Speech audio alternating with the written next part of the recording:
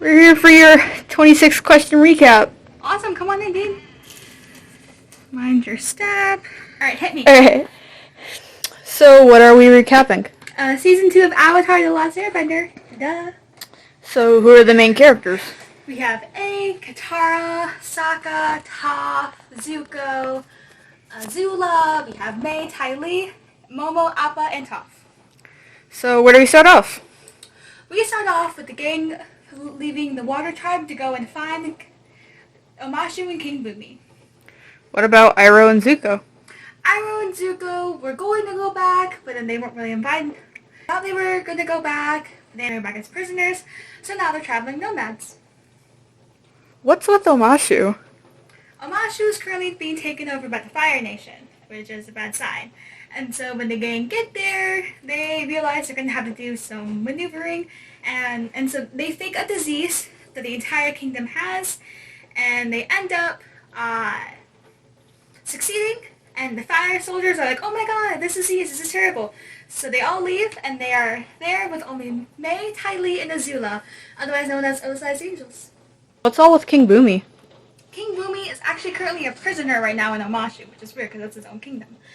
And when the villagers all left, they also accidentally took the governor of Omashu's kid with them. So the gang decides to take the baby and to meet with Ozai's Angels to trade Bumi for the baby. Probably doesn't go about as well as expected. It doesn't. So what happens is that Azula is just like, oh no, we probably shouldn't do this, this is a bad trade. So Mai calls off the trade, and they end up all fighting. So, what about Toph? Toph is known as the blind bandit. You see, Toph is a 12-year-old girl, and she was born blind. And so because of that, she was meek, and she didn't know how to do anything. So she ran away from home, and she met up with some badger moles, and those badger moles taught her earthbending through vibrations in the ground with her feet.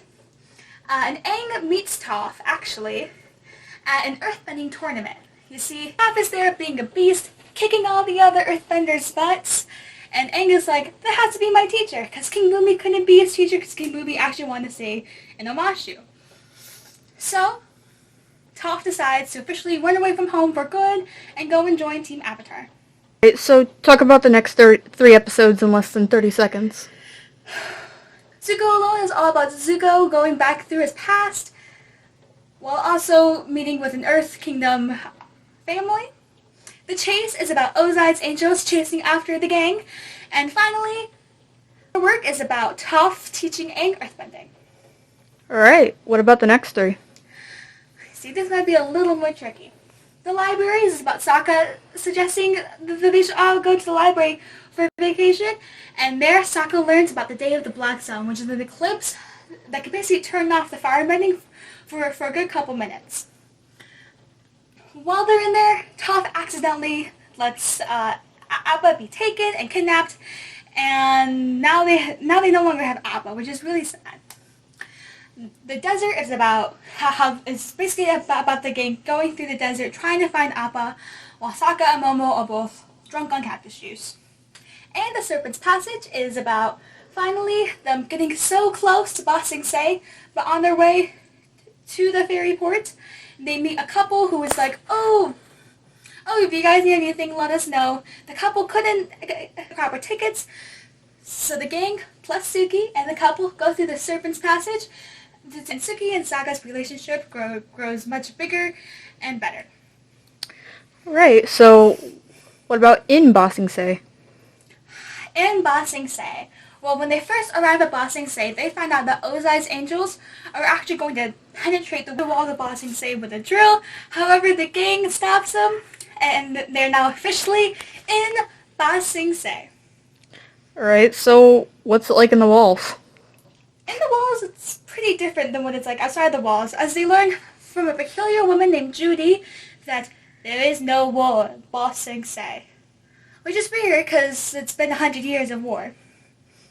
So they decide to just ignore Judy and just plaster Appa missing posters everywhere without her permission. Right, so what about the character tales? The character tales, You see, also Zuko and Iroh have also managed to get inside of Ba Sing Se, and they are now currently working at a tea shop. Now with the character tales. Aang helps to rebuild a zoo. Sokka works on his poetry. Katara and Toph go to a day spa and just have a nice little girls' day. Zuko goes on a funny little date. Momo is trying to just survive Ba Sing Se. And Iroh is helping out other villagers, also remembering his son that passed on that day. Also, Appa's lost days are pretty sad, as Appa finally escapes the Sandbenders, but ends up in a circus.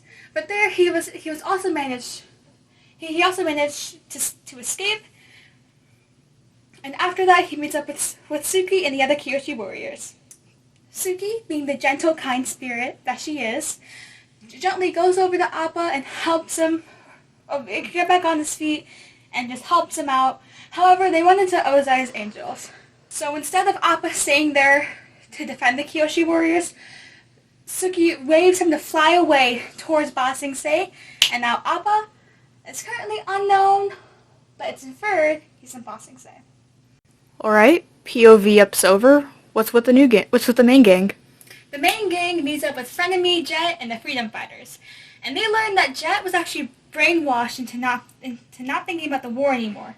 Just weird, because Jet was a very war-heavy person. They learn that Jet is destined to go to Lake Laogai, which is where the Dai Li are, and that's where they're brainwashing all of the villagers into believing that there is no more war at Ba Sing Se.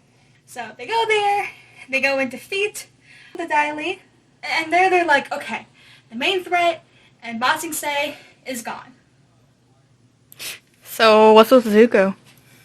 Zuko learns about the gang being in Ba Sing Se and learns that Appa is missing. So what does he go and do?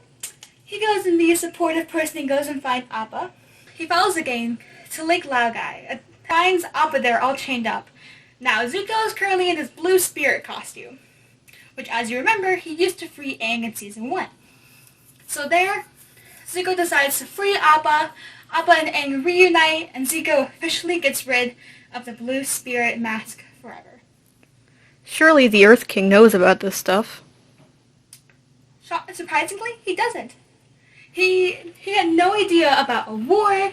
He didn't know what the Dai Li's true intentions were. He didn't know about Judy. He just thought, oh, chilling in this world, being the Earth King, as usual. And then so finally the gang explains to the Earth King about the war, about the Dai Li, and about the Day of the Black Sun, and the Earth King is like, oh, shall we do something about it? So the gang suggests contacting the Kyoshi warriors, as they are a fierce group of women who know how to kick some butt. It kind of backfires on them, as when the Earth King invites them over, they turn out to be Ozai's angels. So what does the gang do? See, the gang had some letters that were confiscated by the Dai Li. Sokka and Katara had a letter from their father, who they hadn't seen in so long. Toph actually had a letter from her parents, and Aang had a message from a guru who was going to teach him all about chakras. So Sokka decides to go and visit his dad. Katara stays back and teaches the Earth King all about the Day of the Black Sun. Toph goes off to her parents, and Aang goes with the guru. So what's next? And see, it doesn't go over well for most of them. While Sokka had a very touching reuniting with his dad Hakoda, Aang learns he must give up Katara in order to fully unlock the Avatar state. And Toph gets captured. Now, Toph doesn't really do lightly to the whole damsel in distress thing. So what does she go and do? She goes and invents her own way of bending. And she escapes the prison. And she is now officially the best earthbender in the entire world.